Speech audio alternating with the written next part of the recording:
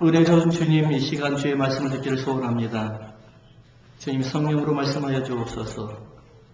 내가 마음의 문을 열고 주님의 말씀을 듣겠나이다. 주님 말씀하여 주시고 명령하여 주시고 저희들에게 위로하여 주옵소서. 우리 주 예수 그리스도의 이름으로 기도하옵나이다. 아멘. 4명의 그리스도인 성도들이 함께 모여서 성경을 공부를 시작을 합니다. 그리고 한 사람 한 사람 공부를 계속해서 은혜를 받다가 하필이면 그날의 제목은 야고보서 성경 공부를 하는데 너희 죄를 서로 고하라는 말씀을 가지고 성경 공부를 하기 시작을 합니다. 근데 말씀에 감동을 너무 받았는데 그 말씀에 감동받은 거 가지고 4명이 성도께서 서로가 그 말씀을 고백하기를 합니다. 서로 죄를 고백하라고 했으니까 우리가 그 말씀에 감동을 받아서 한 사람씩 죄를 이제 서로 나누는 시간을 갖습니다. 첫 번째 사람은 뭐라고 이야기하냐면은 제가 예수 믿은 지 오래됐고 집사님 된 지도 오래되었는데 아직까지 제가 담배를 끊지 못했습니다. 심지어는 교회 안에 담배 주머니까지도 주머니에다 담배집 값을 놓고 다녔었습니다. 그러면서 고백을 한단 말이에요. 두 번째 성도께서 고백을 합니다. 괜찮아요. 아이 울음소리 신경 쓰지 마세요. 우리는 거기에도 훈련 다 됐어요. 네. 두 번째 친구가 두 번째 성도께서 고백을 합니다. 뭐라고 고백을 하냐면은 나는 복잡한 이성관계가 있습니다. 그래서 그 복잡한 이성관계로 인해서 제가 하나님 앞에 참 죄송할 때가 한두 번이 아니었습니다. 서로가 다 고백을 합니다. 세 번째 친구가 또 세 번째 성도께서 뭐라고 이야기하냐면은 고민 끝에 이렇게 이야기합니다. 저는 어렸을 적에서부터 도벽의 버릇이 있었는데 남의 물건을 훔치는 버릇이 있는데 그것 아직까지 정리 못하고 교회에 와서 남의 물건을 훔친 적도 있었습니다. 라고 고백을 하거든요. 그래서 3명이서 다 고백을 했는데 마지막 네 번째 분이 아무 말 않고 가만히 있는 거예요. 아니, 왜 우리 말만 듣고 당신은 고백을 안 하니까? 아니, 우리가 계속해서 말을 다 했는데 우리는 다 마음의 문을 열고 다 고백을 했는데 당신께서 고백을 안 하면 어떻게 합니까? 그래서 네 번째 분이 고민 말을 꺼냅니다. 말을 할까 말까 하다가 고민을 꺼내는데 이렇게 이야기를 합니다. 나의 약점은 남의 말을 들으면 나의 흉을 보면 그대로 사람들에게 알리는 버릇이 있습니다. 그것을 들은 사람들은 사색이 되어버렸어요. 그런 버릇이 없기를 주의 이름으로 축원합니다. 혹시나 그런 버릇이 있다거든 이 시간 다 끝내버리기 바랍니다. 로마 교회가 누가 세웠는지 몰라요. 바울이 로마 교회에 편지를 썼을 때는 로마 교회가 누가 세웠는지도 모르고 로마 교회를 가보지도 않았어요. 근데 유추해보건대, 신학자들이 유추해보건대 이스라엘의 대환란이나 아니면은 예수를 믿었던 사람들이 로마로 움직여서 디아스포라라고 이야기하죠. 그래서 흩어져서 가게 됐는데 로마의 교회가 없는 거예요. 그러다 보니까는 우리끼리 예배할 곳을 한번 찾아보자 해가지고 모여서 서로가 예배 드린 곳이 로마 교회의 출발이라고 이야기를 합니다. 그러니까 로마 교회의 중심에 섰던 사람들이 어떤 사람들일까요? 유대인들이죠. 그 유대인들의 문화는 어떤 문화예요? 율법의 문화예요. 할례의 문화예요. 성경의 문화예요. 그래서 그러니까는 로마 교회가 세워졌는데 유대 문화, 유대인들이 중심으로 세워졌는데 그곳에는 유대인들만 예배드리는 것이 아니라 로마 사람들, 시랍 사람들, 모든 이방인들과 함께 예배를 드리기에 참석하러 왔습니다. 근데 그때 모든 중심 예배 그리고 또 교회의 중심은 유대인, 헬라 문화가 아니라 율법의 문화, 그러니까는 말씀의 문화, 그 다음에 할례 문화가 중심으로 된 유대인들이 중심으로 예배가 드려지기 시작합니다. 어쩔 수 없이 따라가죠. 근데 어느 날 로마 교회, 로마 황제 클라우디오라는 황제에 의해서 유대인들이 추방을 당합니다. 그러니까 로마 교회는 텅 비게 되었고 중심 역할을 했던 유대인들이 다 사라지게 됩니다. 그러니까 자연스럽게 로마 교회는 유대인들 중심에서 이방인들 중심으로 모이기 시작을 하죠. 그러다 보니까 유대인들이 중심으로 세워졌던 예배를 드려주고 교회가 운영이 됐을 때는 율법이 중심으로 되어서 교회가 운영이 되었는데 이제 이방인들을 중심으로 유대인들이 사라지고 이방인들을 중심으로 해서 교회가 운영이 되다 보니까 이제는 온갖 이상한 것들이 다 들어오게 됩니다. 세상 것들과 타협이 되고 그 다음에 고기를 먹었는데 피채 뽑지 아니하고 피채 먹는가 하면은 이상한 교회, 이상한 세상적인 거, 소속신앙적인 거, 이방인들이 하고 있는 모든 것들이 교회의 접목으로 해서 들어오게 됩니다. 그래서 다시 또 글라우디오 황제가 죽게 되죠. 그러다 보니까 다시 또 유대인들이 로마로 유입이 되어서 또 로마 교회에 또 이제 유대인들이 또 들어오게 됩니다. 그러니까 어떻게 되겠어요? 이미 중심을 잡고 있던 이방인들과 율법을 중요시하는 유대인들이 들어오면서 이제 뭐가 되겠어요? 서로 네가 옳으네, 내가 옳으네, 그리고 우리가 하는 게 이게 정통이니 너희들이 하는 것이 정통이 해가면서 막 대립이 시작이 됩니다. 이때 바울은 급히 이 로마 교회에게 편지를 써야 될 수밖에 없었습니다. 그러면서 뭐라고 그러냐면은 첫 번째 1절 한번 볼까요? 우리 1절 한번 다 같이 읽습니다. 다 같이 시작. 그러므로 남을 판단하는 사람아, 무릇 누구든지 네가 핑계치 못할 것은 남을 판단하는 것으로 네가 너를 정죄함이니 판단하는 네가 같은 일을 행함이니라. 판단한다는 겁니다. 유대인들은 이방인들을 판단하고 이방인들은 유대인들을 판단하고 이 판단하는 것이 어떤 거라고요? 네가 너를 정죄합니다. 너희들이 옳다고 너희들이 드리는 예배가 최고라고 너희들이 지금 이 교회의 중심이 되어서 너희들이 예배를 그 중심으로 예배 드리는 모습이 최고라고 판단하는 너희들아, 그것이 바로 너희 자신들을 정죄하는 것이라는 것을 너희들은 모르고 있느냐라고 이야기하는 겁니다. 여러분, 우리는 참 남의 말을 하기 좋아해요. 그러면서 남을 정죄하기를 좋아합니다. 그거는 누구를 정죄하는 것이에요? 자기를 정죄함이라고 이야기합니다. 우리 한번 3절 한번 읽어볼까요? 3절 다 같이 시작. 이런 일을 행하는 자를 판단하고도 같은 일을 행하는 사람아, 네가 하나님의 판단을 피할 줄로 생각하느냐?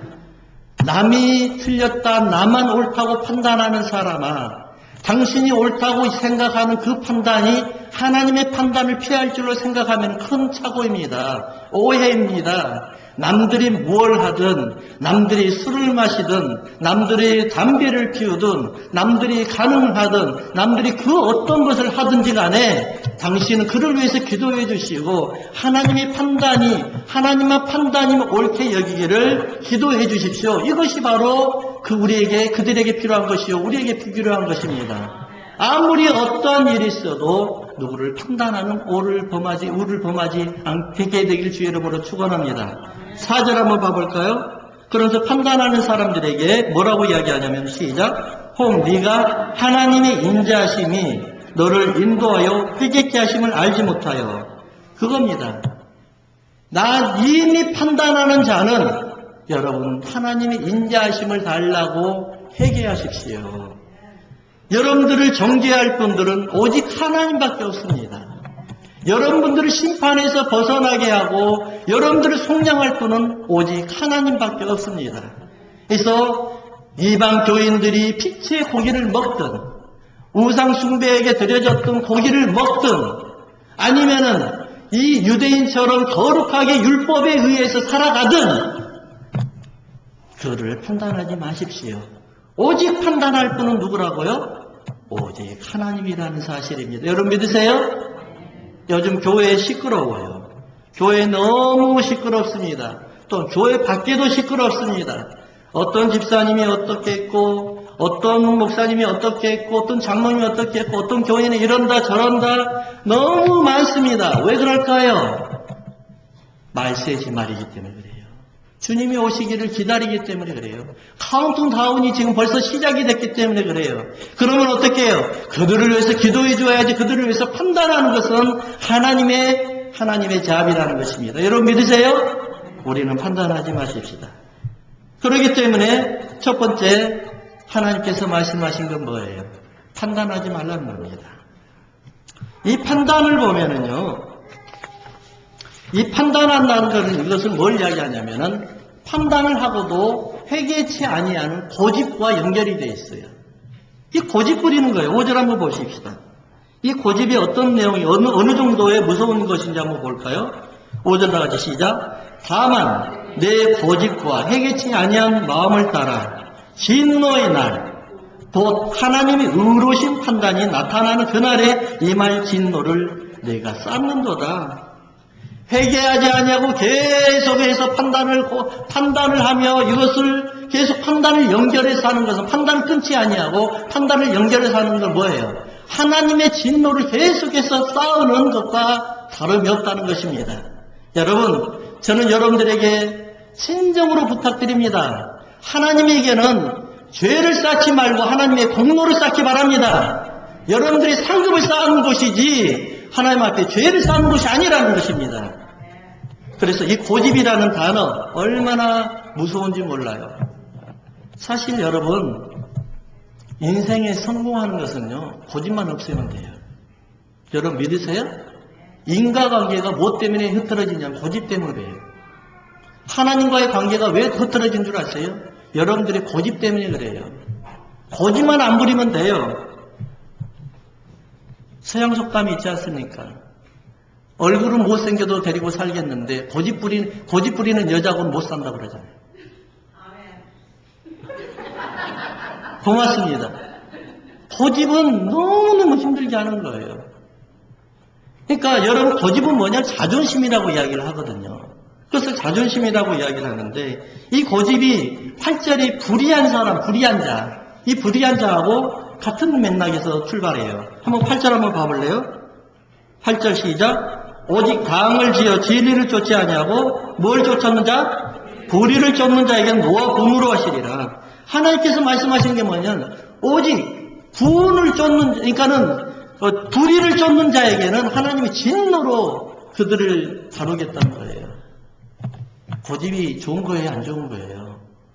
안 좋은 거죠? 여러분 고집 부리지 마세요. 예, 주의 종이 금요일날 나와서 예배 좀 드리십시다 하면은 그때 나오는 거예요.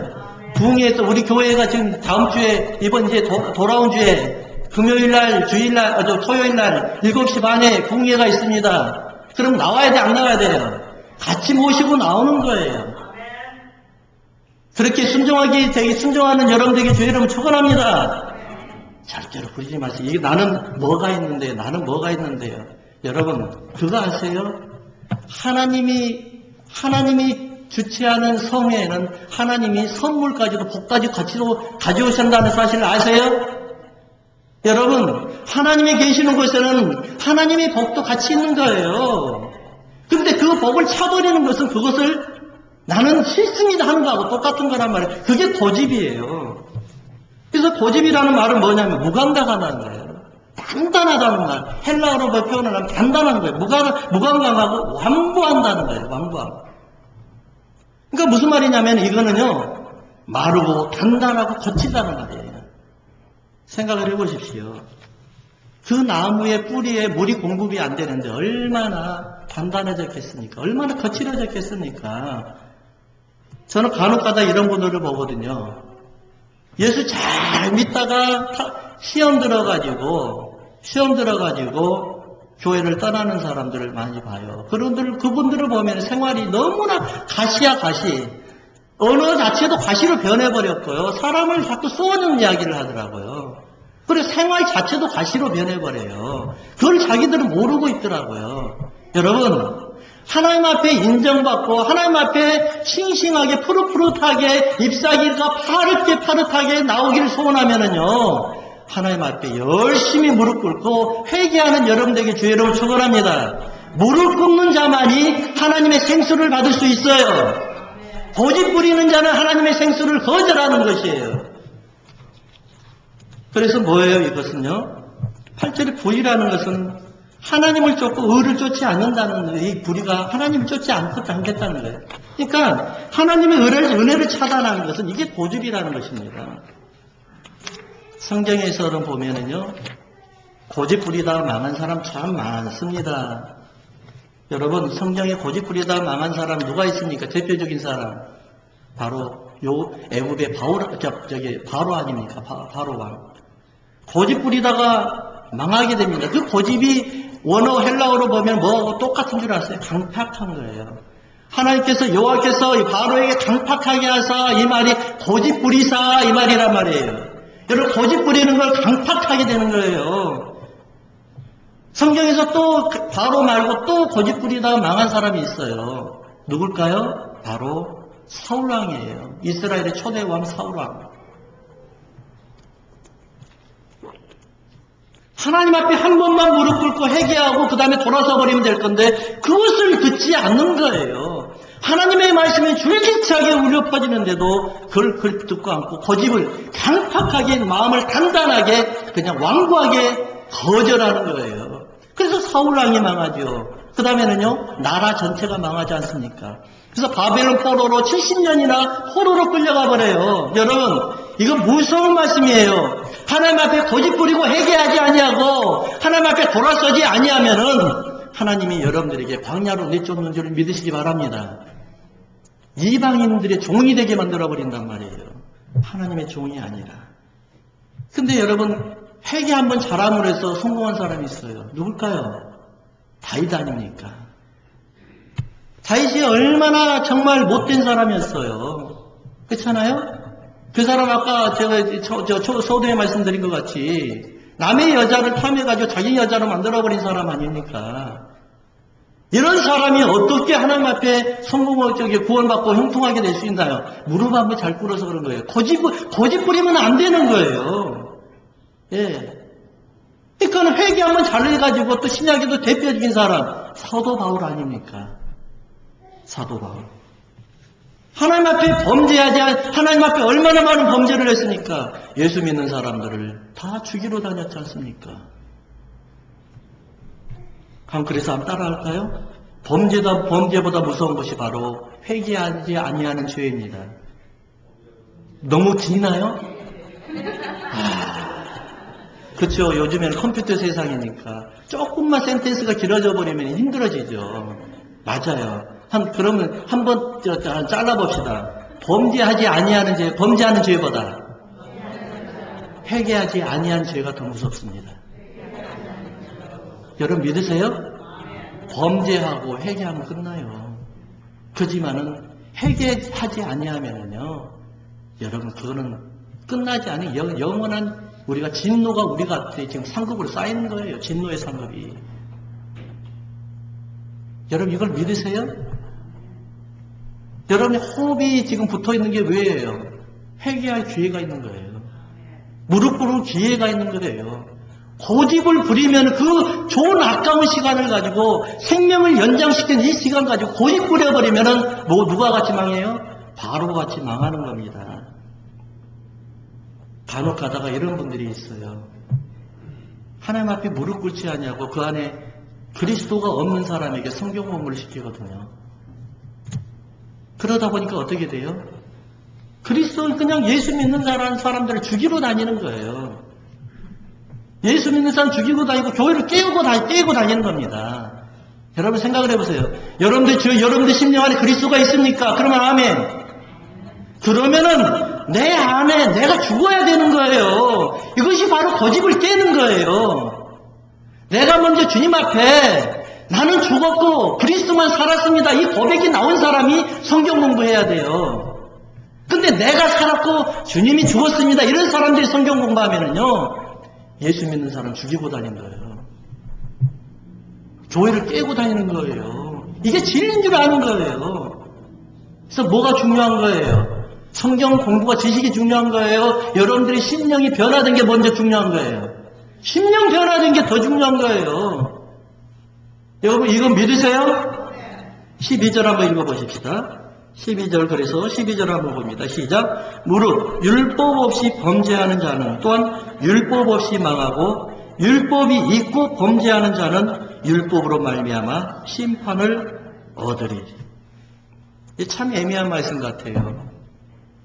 1장에서 보니까는 오직 의인은 믿음으로 말미암아 뭐 한다고요? 살리라. 의인은 믿음으로 말미암아 산다고 해놓고 또 여기에서 갑자기 율법이 나와가지고 율법을 지키지 않으면 망한다고 하고 심판을 받는다고 그러네요. 이게 참 애매하고 헷갈린 말씀이에요. 근데 여러분 한 번만 더 생각해 보세요. 제가 한 번만 더 생각한 말씀을 제가 전해드릴 테니까 깊이 들으시기 바랍니다. 여러분 이런 말씀을 자꾸 놓쳐버리면은요, 엉뚱한 말씀하게 되는 거예요. 하나님은 믿음으로 의롭게 된다고 했는데 어느 날 갑자기 보니까 또 행위가 있어야 된다고 하더라. 행위 없이는 구원 못 받는다 하더라. 이런 엉뚱한 소리를 하게 되는 거예요. 그러니까 진짜로 하나님 앞에 진리의 말씀을 할 때는 귀를 열어야 돼요. 여러분 믿으세요? 그때 문 닫아버리니까 신천지에서 하는 말, 구원파들이 하는 말, 그런 말을 자꾸 듣고 그쪽으로 그냥 쑥 끌려가 버리는 거예요. 자, 그런 쪽 끌려가지 않기를 원합니다. 자, 그러면 율법이, 자 보세요. 1장에서 말하는 의인은 믿음으로 말미암아 살리라. 이건 뭐예요? 칭입니다. 칭은 오직 하나님밖에 할 수가 없어요. 의롭게 된다는 것은 오직 하나님밖에 할 수가 없어요. 그분이 누구예요? 이게 바로 예수 그리스도예요. 그러니까 오직 의인은 믿음으로 말미암아 살리라. 오직 하나님께서 나를 구원시키려고 예수 그리스도를 십자가에 내어 달려 죽여버렸어요. 이것을 믿기만 하면 나는 구원받는 것이에요. 이것을 믿음으로 말미암아 구원을 얻는 겁니다. 여러분 믿으세요? 이것이 바로 칭이라는 거예요. 1장은 칭의를 이야기하는 거예요. 그럼 2장은 뭘 이야기할까요? 그래서 1장과 2장이 서로 같이 가는 거예요. 어떻게? 2장은 바로 믿음으로 말미암아 구원받은 사람은 그럼 어떻게 해야 돼요? 내가 성화되어 가는 겁니다. 그러니까 2장은 성화를 이야기하는 것이고 1장은 칭의를 이야기하는 거예요. 그러면 칭의라는 뭐예요? 내가 지금 여러분들에게 신학적인 용어를 하니까는 좀 어려움이 있죠? 예. 신학적인 용어는 뭐냐면은 이 사람은 절대로 구원받을 수 없습니다. 이 사람은 정말로 나쁜 사람입니다. 범죄한 사람입니다. 근데 하나님이 뭐라고 그러냐면 이 사람을 대신해서 예수님을 십자가에 못 박아버립니다. 그러니까 죄가 예수님을 통해서, 내 죄가 예수님을 통해서 이제 삭시 다 해결되어 버렸어요. 그러니까 내가 너를 보면은 내가 구원이 안 되는데 누구를 보면 구원이 된다고요?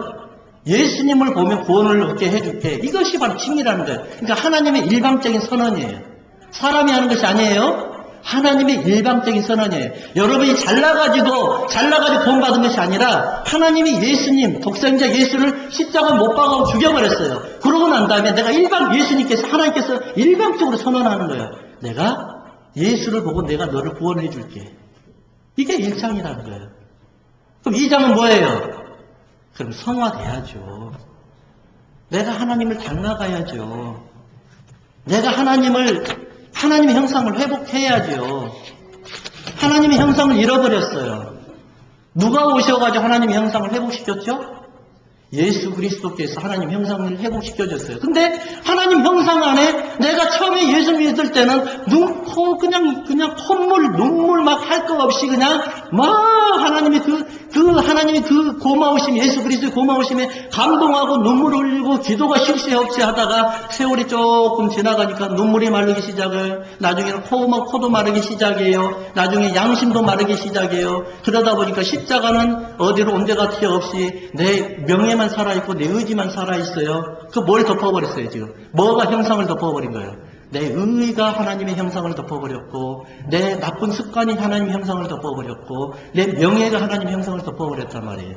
그래서 그럼 성화라는 뭐예요? 하나님의 형상 원래대로 이것을 하나씩 벗겨내는 겁니다. 이것이 바로 성화라는. 어떻게 벗겨내야 돼요? 오직 무릎 꿇는 회개밖에 없어요. 여러분 믿으세요? 회개만이 성화로 가는 거예요. 회개 없는 성화는 절대로 있을 수가 없어요. 어떤 사람들 간혹 가다가 내가 하나님의 일을 열심히 하면 이게 성화, 이거는 아니에요. 이건 잘못된 거예요. 내가 어떻게 성화를 만들어낼 수 있어요? 주님이 아니면 성화가 될 수가 없는 거예요. 칭의도 주님의 것이요, 성화도 주님의 것이요. 그럼 내가 주님은 완전하게 주님의 것이지만은 성화는요, 주님이 이미 우리에게 하나님의 형상을 다 이루어버렸어요. 완전히 다 만들어버렸어요. 그러면 내가 뭘 해야 돼요? 세상에 때가 묻지 아니하고 그 성화 형상에 하나님의 형상에 때가 묻지 아니하고 내 의가 들어가지 아니하고 내 자랑이 들어가지 아니하고 내 교만이 들어가지 아니하게끔 계속해서 성화를 유지해 나가는 겁니다. 우리는 이미 더러워졌잖아요. 그렇잖아요? 우리가 얼마나 마음속으로 사람을 많이 죽입니까? 우리가 얼마나 마음속으로 사람을 정죄합니까? 지난주에 그랬잖아요. 내가 마음으로만 사람을 정죄할 수, 죽일 수 있다면 거리에는 시체가 널널하게 많을 거라고.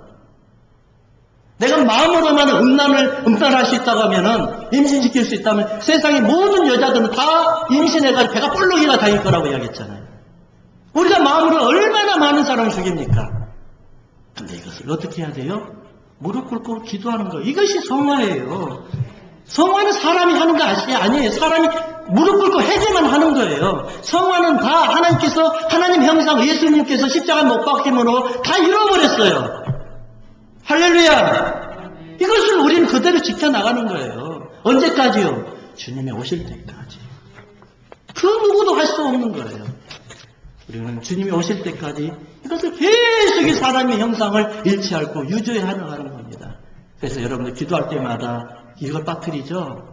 여러분 기도할 때 어떻게 하세요? 하나님 뭐 주세요? 이거 주세요? 저거 주세요? 계속 하죠? 그것보다 더 중요한 게 뭐예요? 하나님, 내가 이런 일을 했습니다. 이런 마음을 품었습니다. 내가 하나님이 하라는 거 이런 계명을 지키지 못했습니다. 하나님 용서해 주세요. 이게 회개가 바로 하나님 여러분들의 생활을 용통하게 융화롭게 만드는 거예요. 여러분 믿으세요?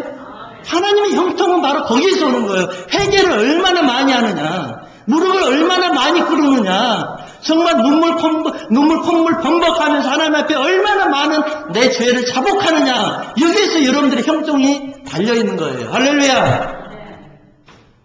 그래서 뭐예요? 내 행위대로 하나님 심판한다는 것. 내 행위대로 하나님이 판단하겠다는 것. 이게 아주 중요한 거예요. 12절 한번 다시 한번 볼까요? 우리 12절 한번 다시 한번 보겠습니다. 다 같이 시작. 무릇 율법 없이 뭐하는 자요? 범죄하는 자는 율법 없이 뭐한다고 그러죠?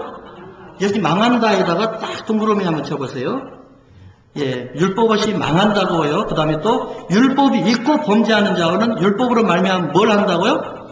심판받는다. 왜 망한다는 것과 심판받는다의 단어가 다를까요? 이 망한다는 말은 헬라어로는 아폴룸이라는 말이에요. 완전히 파괴해버린다. 근데 이것은 두 그 합성어인데 첫 번째 뭐냐면 아포라는 전체사가 이게 합쳐가지고 이제 된 건데, 아포라는 말은 무슨 말이냐면 어디에서도 떨어지다. 떨어지다. 그러니까 율법 없이 범죄하는 자는 뭐예요? 완전히 망한 겁니다. 그리스도에게서 완전히 떨어져 버리는 거예요. 그러니까 이 사람들은 회개할 필요도 없어요. 회개는 대상이 있어야 되죠. 회개할 필요가 없잖아요. 율법도 없고 그리스도 없잖아요. 그러니까 이 사람들은 완전히 떨어져 버린 사람. 이 사람 뭐예요? 완전히 망해버렸다는 거예요. 끝나버렸다는 거예요. 그래서 폐허가 죽음이라는 소리란 말이에요. 이거는. 그런데 두 번째 보니까는 율법 이시 범죄하는 자는 뭐라고요? 심판, 율법 없이 범죄하는 사람은 심판이라는 거예요. 그러니까 아까 율법 없이 범죄하는 사람은 망했다 이 소리. 여러분 이런 사람 혹시 예를 들어볼게요. 제가 이해가 되는지 모르겠어요.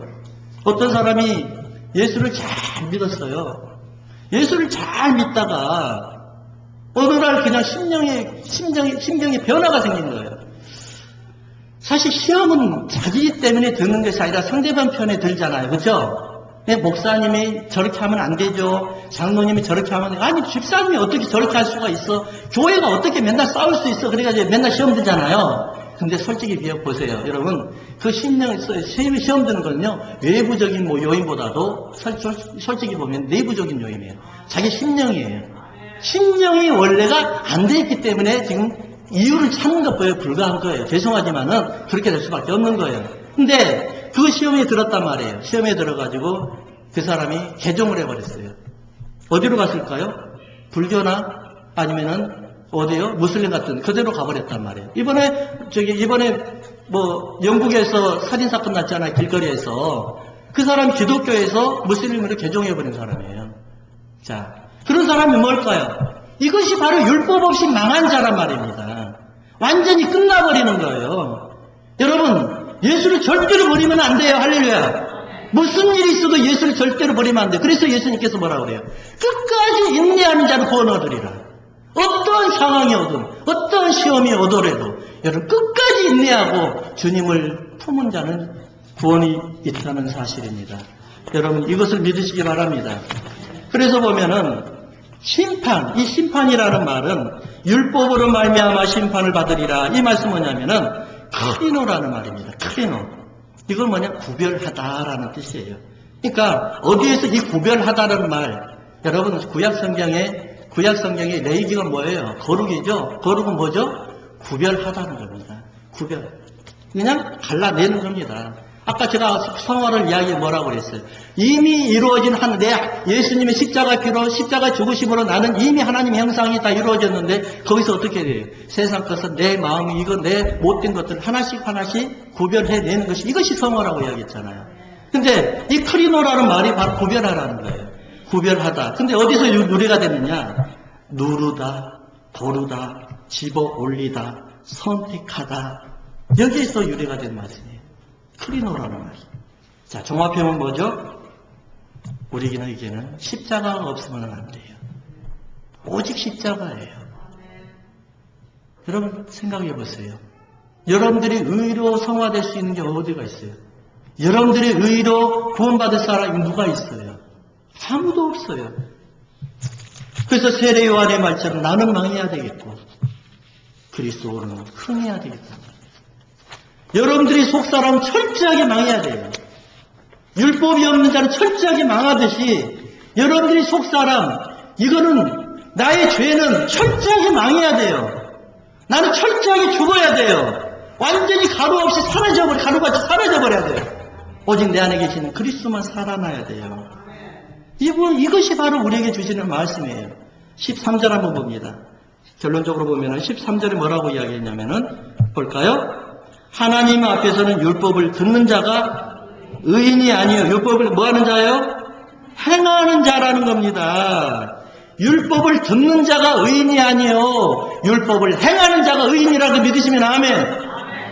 그거예요. 수없이 들어보세요. 듣지 아니하고 행하지 아니하면 뭐가 필요해요? 하나님 앞에 약속을 수없이 많이 하는 사람이 있어요. 약속 수없이 해봐요. 그 약속이 무슨 소용이 있어요? 그냥 쓰레기예요. 종이에요. 근데 어떤 것은 절대로 버릴 수 없는 거죠? 행하는 약속은 절대로 버릴 수가 없는 거예요. 지키는 약속은 절대로 버릴 수가 없어요. 하나님이 이것을 절대로 버리지 못해요. 여러분들 생각해 보세요. 여러분 1년 전에, 여러분들 몇 개월 전에 주님 앞에 12월 달에 아니면 1월 달에 하나님 앞에 어떻게 약속을 하셨어요? 어떻게 결단하셨어요? 근데 하나님이 계속해서 보관하는 약속은 어떻게 해요? 지키는 약속을 보관하는 거예요. 왜냐하면 이것은 상급이 되니까 지켜야 되는 거예요. 보관해야 되는 거예요. 근데 하나님 버리시는 약속은 어떤 거예요? 지키지 못하는 약속은 다 버려버리는 거예요. 다 버린단 말이에요. 그게 뭐예요? 이거는 율법은 들음이 아니에요. 이거는 들은 자가 율법을 행한 게 아니라 행하는 자가 바로 의인이라는 거예요. 오늘 결론을 내리겠습니다. 5절로 한번 돌아가 봅니다. 5절. 자, 다시 한번 5절로 돌아갑니다. 시작. 다만 내 고집과 해겠지 아니한 마음을 따라 진노의 날 곧 하나님의 의로우신 판단이 나타나는 그날에 임한 진로를 내가 쌓는도다. 내가 의롭게 되는 게 뭐예요? 그리스도를 통해서 의롭게 되는 건 딱 한 가지밖에 없습니다. 회개예요, 회개. 마음의 변화예요. 회개라는 것은 마음의 변화를 회개라고 이야기를 해요. 회개라는 것은 내가 가는 길을 돌아오는 것을 이야기해요. 갔던 길, 어디에서 갔죠? 출발이 어디예요? 하나님의 형상에서부터 출발하는 거예요. 하나님의 형상에서 도망내서 멀리 갔던 사람이 어디로 다시 돌아오는 거예요? 하나님의 형상으로 다시 돌아오는 거예요. 그 하나님의 형상, 마지막에 하나님의 형상, 우리가 완전하게 하나님의 형상으로 할 때가 언제예요? 주님이 오실 때까지. 주님이 오실 때까지 우리는 그분을 향해서 가는 겁니다. 우리의 최종 목표는 누구예요? 내 안에 새겨져 있는 하나님의 형상이 아니라 그 완전한 형상이신 예수 그리스도 그분이 오실 때까지 우리는 그 길로 가는 거예요. 이것이 바로 최종 목표인 줄 믿으시기 바랍니다. 이것이 바로 여러분들에게 주는 하나님의 메시지예요. 여러분 결단하시기 바랍니다. 결단. 하나님의 형상을 계속해서 유지해 나가되 오직 주님이 오실 주님을 향해서만 가시는 여러분들이 되기를 주의 이름으로 축원합니다.